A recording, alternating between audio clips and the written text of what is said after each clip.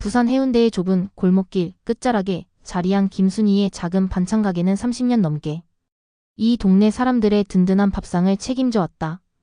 가게 앞에 걸린 낡은 간판은 오랜 세월의 흔적을 고스란히 담고 있었고, 새벽 4시면 어김없이 일어나 시장에서 가장 싱싱한 재료를 고르는 그녀의 일상은 흔들림 없는 루틴이었다.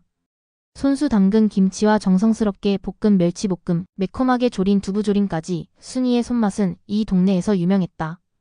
70세가 넘은 나이에도 허리 한번 제대로 펴지 못하고 일하는 어머니의 모습을 보며 동네 사람들은 혀를 끌끌 차곤 했다. 순이 씨, 이제 아들도 다 컸는데 왜 이렇게 고생해요? 좀 쉬세요. 하지만 순이는 언제나 같은 대답을 했다. 아직 진수가 정착하지 못했어요. 며느리랑 손자들 뒷바라지 해야죠. 실제로 아들 박진수는 40대 중반임에도 변변한 직업 없이 이곳저곳을 전전하며 어머니의 품에서 벗어나지 못하고 있었다. 한때는 건설업체에서 일했지만 사업이 부도나면서 빚만 늘어났고, 그 후로는 간헐적으로 택시 운전이나 막일을 하며 하루하루를 버텨왔다. 며느리 최영미 역시 동네 편의점에서 파트타임으로 일하며 겨우 생계를 이어가고 있는 형편이었다. 그런데 올해 초 해운대 일대에 거대한 변화의 바람이 불기 시작했다. 부산시에서 발표한 대규모 재개발 계획에 따르면 이 낡은 상가 지역이 모두 철거되고 그 자리에 40층짜리 초고층 아파트 단지가 들어선다는 것이었다. 동네 부동산에서는 연일 보상금이 최소 80억 원은 될 것이라는 소문이 돌았고, 사람들은 흥분에 들떠 있었다. 순이는 처음에는 믿어지지 않았다. 평생 가난하게 살아온 자신이 하루아침에 거부가 된다는 게 현실 같지 않았다. 하지만 구청에서 공식 통지서가 나오고 감정평가사들이 찾아와 건물을 살펴보기 시작하면서 이것이 현실임을 받아들이게 되었다. 그녀의 마음속에는 기쁨과 걱정이 교차했다.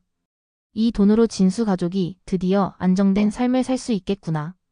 손자들 교육비 걱정도 없고 영미도 편하게 살 수 있을 거야.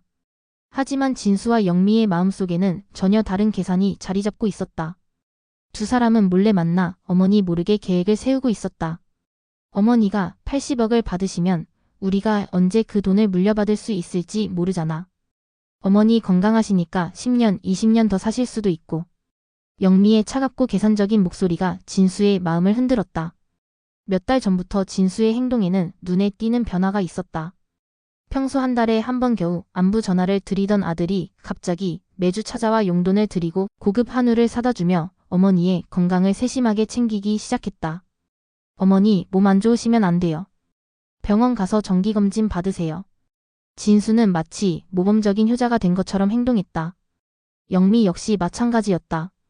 평소 시어머니와 거리를 두며 형식적인 관계만 유지하던 그녀가 갑자기 팔짱을 끼고 다니며 어머니, 저 정말 어머니가 좋아요. 어머니 없으면 저희는 어떡해요? 라고 달콤하게 속삭였다. 순이는 이런 변화를 반가워했다. 우리 진수가 철이 들었나 보네. 영미도 이제야 진짜 며느리가 된 것 같아. 하지만 순이는 결코 알지 못했다. 진수와 영미가 이미 몇 개월 전부터 그녀 몰래 거액의 생명보험에 가입시켰다는 사실을. 보험 설계사 만나 어머니 나이가 많으니까 혹시 모를 상황에 대비해야 한다며 18억 원의 거액보험에 가입한 것이었다. 보험료는 매달 200만 원이 넘었지만 이들에게는 투자였다. 어느 날 밤 진수와 영미는 아무도 모르게 통화를 나눴다. 내일이면 다 끝나요. 보험금 18억에 재개발 보상금 80억까지. 우리가 98억을 손에 넣는 거예요. 영미의 차가운 목소리에는 어떤 망설임도 없었다. 정말 이렇게 해야 하는 거야? 진수의 목소리는 떨리고 있었다. 이제 와서 망설이지 마요. 우리 애들 미래를 생각해봐요. 98억이면 평생 걱정 없이 살 수 있어요. 그들의 계획은 치밀했다. 태풍이 접근하는 날을 이용해 어머니를 산속으로 데려가 사고사로 위장하는 것이었다. 영미는 인터넷에서 각종 정보를 찾아보며 완전범죄를 위한 시나리오를 짰다. 진수는 양심의 가책을 느끼면서도 98억이라는 거금의 유혹을 떨쳐낼 수 없었다. 순이의 죽음을 대가로 한 탐욕의 계획이 마침내 실행될 순간이 다가오고 있었다. 어머니는 아직도 모르고 있었다. 자신이 평생 사랑으로 키운 아들과 며느리가 자신의 목숨을 돈으로 바꾸려 한다는 끔찍한 진실을. 태풍 흰남노가 한반도로 접근한다는 기상청의 경보가 연일 나오던 그날. 새벽 진수는 떨리는 손으로 어머니에게 전화를 걸었다. 어머니, 오늘 날씨 괜찮을 때 금정산에 같이 가요. 코로나 때문에 오랫동안 가족 나들이를 못했잖아요. 영미랑 애들도 어머니랑 시간 보내고 싶어 해요. 순이는 밖을 내다보며 걱정스러운 표정을 지었다. 하늘이 잔뜩 흐려있고 바람도 거세게 불고 있었다. 진수야, 날씨가 안 좋은데. 태풍 온다고 하던데? 괜찮아요, 어머니. 산 입구까지만 가서 맛있는 거 먹고 올 거예요.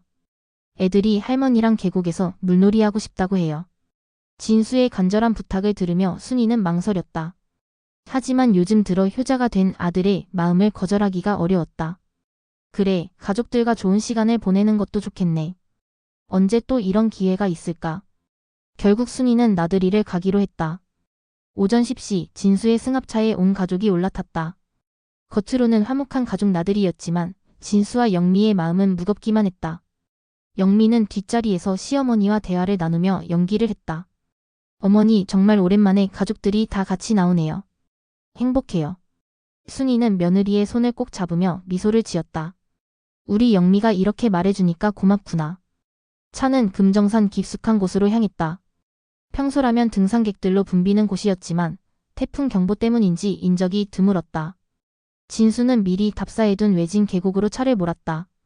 그곳은 울창한 숲으로 둘러싸인 곳으로 큰 소리를 내도 아무도 들을 수 없는 완벽한 장소였다.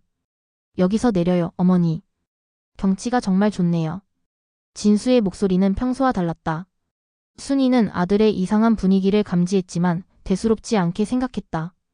가족들이 계곡 주변에서 도시락을 펼치고 이야기를 나누는 동안 하늘은 점점 더 어두워졌다.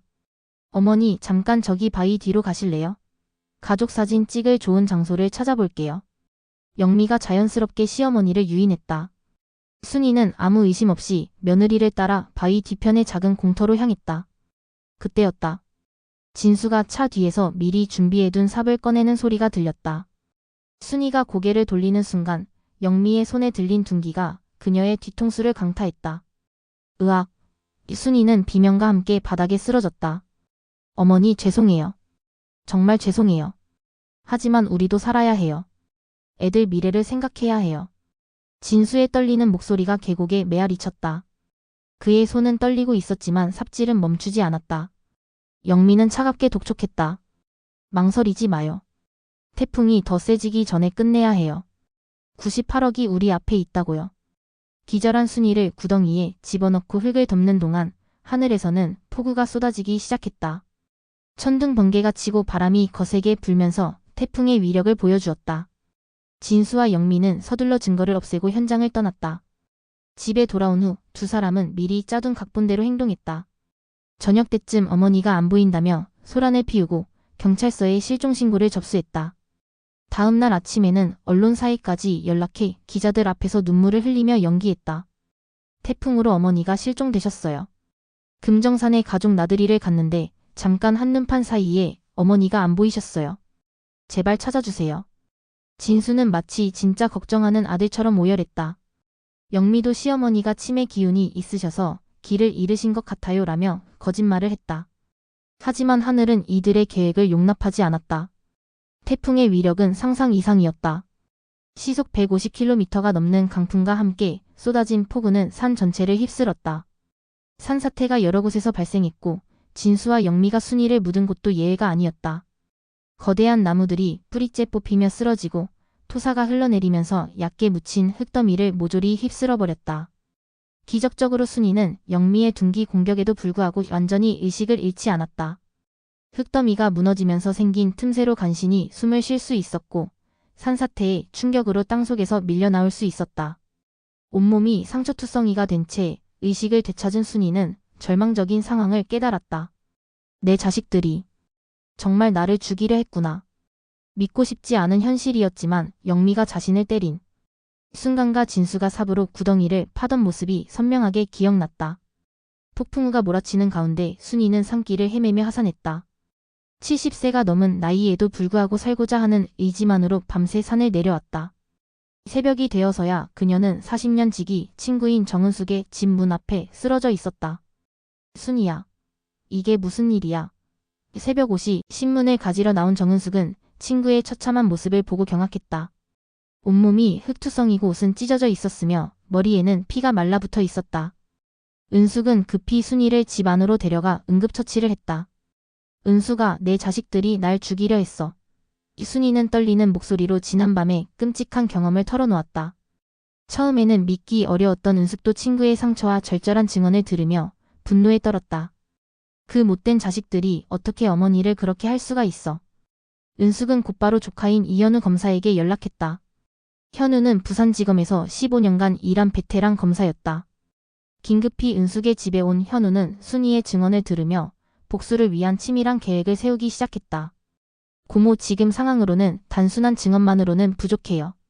진수와 영미가 어머니가 실종된 것뿐이라고 주장하면 증명하기 어렵습니다.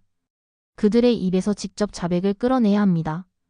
현우의 차분하면서도 날카로운 분석에 순이는 고개를 끄덕였다. 현우는 먼저 순이를 안전한 곳에 숨겼다. 그리고 진수와 영미의 동선을 파악하며 증거를 수집하기 시작했다. 보험 가입 내역, 휴대폰 통화 기록, 금정산 주변의 CCTV 영상까지 모든 것을 샅샅이 조사했다. 며칠 후 예상대로 부산시에서 재개발 보상금 지급이 최종 확정되었다는 공문이 나왔다. 80억 원이 아니라 더 많은 85억 원이었다. 진수와 영미는 흥분을 감추지 못하며 부산 해운대의 최고급 호텔인 그랜드 조선 호텔의 스카이 라운지에서 축배를 들었다. 현우가 미리 설치한 초소형 녹음 장치는 이들의 대화를 생생하게 포착했다. 이제 103억이 우리 거야. 보험금 18억에 보상금 85억까지. 엄마는 꿈에도 몰랐을 거야. 진수는 샴페인을 마시며 말했다. 영미는 더욱 노골적이었다. 처음엔 무서웠는데 이제 정말 해냈구나 싶어. 우리 같은 사람이 하룻밤에 100억 넘게 벌게 됐어. 이제 애들 유학도 보내고 강남에 집도 살 수 있어.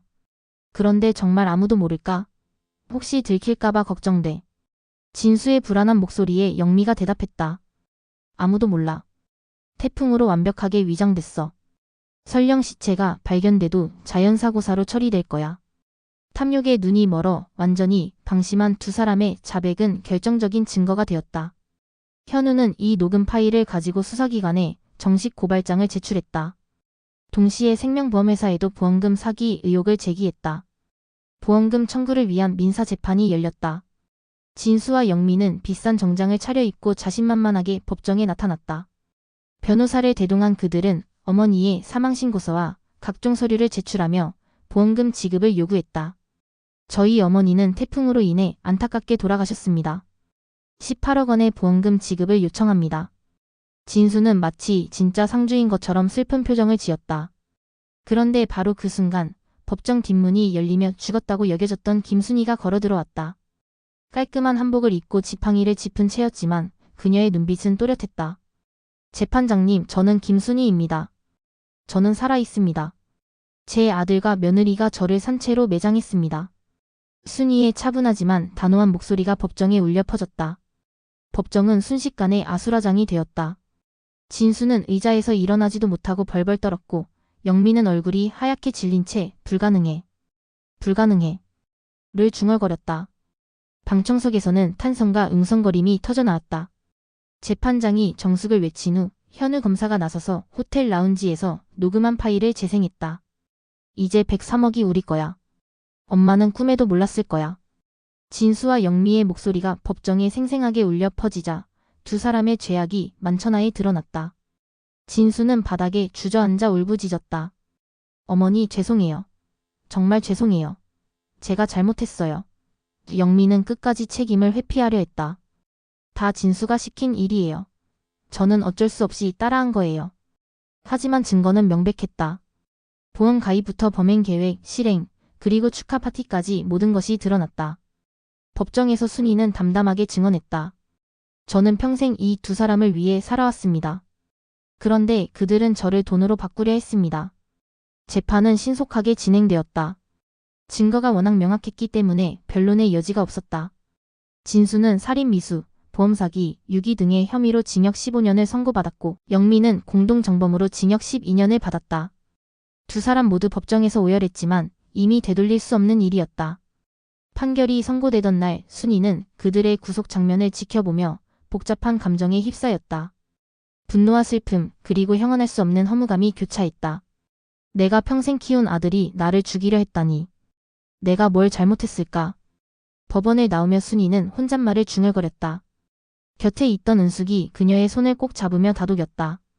순이야, 혈육은 배신했지만 진짜 가족은 여기 있잖아. 나와 현우가 있고 우리가 앞으로도 계속 함께할 거야. 40년 우정이 하루아침에 사라지겠어? 현우 검사 역시 고모 옆으로 와서 단호하게 말했다. 고모, 이제는 복수가 아니라 새로운 삶을 위해 앞으로 나아가세요. 그것이 진정한 승리입니다. 고모가 살아계신 것 자체가 그들에 대한 가장 큰 복수예요. 며칠 후 부산시로부터 정식으로 85억 원의 재개발 보상금 지급 통지서가 나왔다. 순이 명의로 된 통장에 거액이 입금되었지만 그녀에게는 돈보다 더 소중한 것이 있었다. 바로 자신을 진심으로 걱정해주고 지켜준 사람들의 존재였다.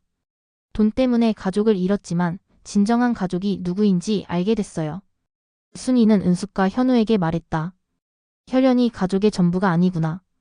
진짜 가족은 어려울 때 함께해주는 사람들이네. 한 달 후 순이는 은숙과 함께 부산 해운대 해변을 걸었다. 파도 소리를 들으며 그녀는 마음속으로 다짐했다. 나는 살아남았다. 그리고 이제 새롭게 시작할 것이다. 남은 인생은 나를 사랑해주는 사람들과 함께 보내겠다. 순이는 보상금의 일부로 은숙과 함께 살 수 있는 아늑한 집을 샀다. 그리고 현우의 아이들 교육비를 지원하고 어려운 이웃들을 돕는 일에도 나섰다. 반찬 가게는 접었지만 동네 복지관에서 자원봉사를 하며 홀로 사는 어르신들을 위해 반찬을 만들어 주었다. 어머니, 어떻게 그렇게 마음이 넓으세요? 저라면 평생 원망하며 살 것 같은데. 복지관에서 만난 젊은 자원봉사자가 물었다. 순이는 미소를 지으며 대답했다. 원망하고 미워하는 건 결국 내가 더 아파지는 일이야. 그 아이들은 이미 벌을 받았고 나는 새로운 기회를 얻었어. 내 남은 인생을 원망으로 채우고 싶지 않단다. 하늘에서는 따뜻한 햇살이 내려와 그녀의 어깨를 감쌌다. 배신과 고통을 이겨낸 순이의 눈빛에는 더 이상 원망이 아닌 앞으로 살아갈 희망이 담겨 있었다. 탐욕에 눈이 멀어 어머니를 죽이려 했던 자식들과 달리 그녀는 진정한 인간의 존엄성을 지켜냈다. 어느 저녁 순이는 은숙과 함께 집 앞 작은 정원에서 꽃을 가꾸며 말했다. 은숙아, 살아가는 것 자체가 가장 강력한 복수라는 걸 이제 알겠어. 내가 행복하게 사는 모습이 그들에게는 가장 큰 교훈이 될 거야. 감옥에 있는 진수에게서 편지가 왔지만 순이는 읽지 않고 그대로 돌려보냈다. 용서는 시간이 필요한 일이었고 아직은 그럴 준비가 되지 않았다. 하지만 분명한 것은 미움으로 자신의 마음을 채우지는 않겠다는 다짐이었다. 계절이 바뀌고 1년이 지났을 무렵 순이는 완전히 새로운 사람이 되어 있었다. 85억 원의 보상금으로 경제적 여유를 얻었지만 그보다 더 큰 것을 얻었다. 바로 진정한 가족의 의미와 삶의 소중함을 깨닫게 된 것이었다. 나는 살아남았다. 그리고 이제 새롭게 시작할 것이다. 순이는 새로운 인생을 향해 당당히 발걸음을 내디뎠다. 과거의 상처는 그녀를 더 강하게 만들었고 앞으로의 삶은 더욱 의미 있게 만들어갈 것이었다.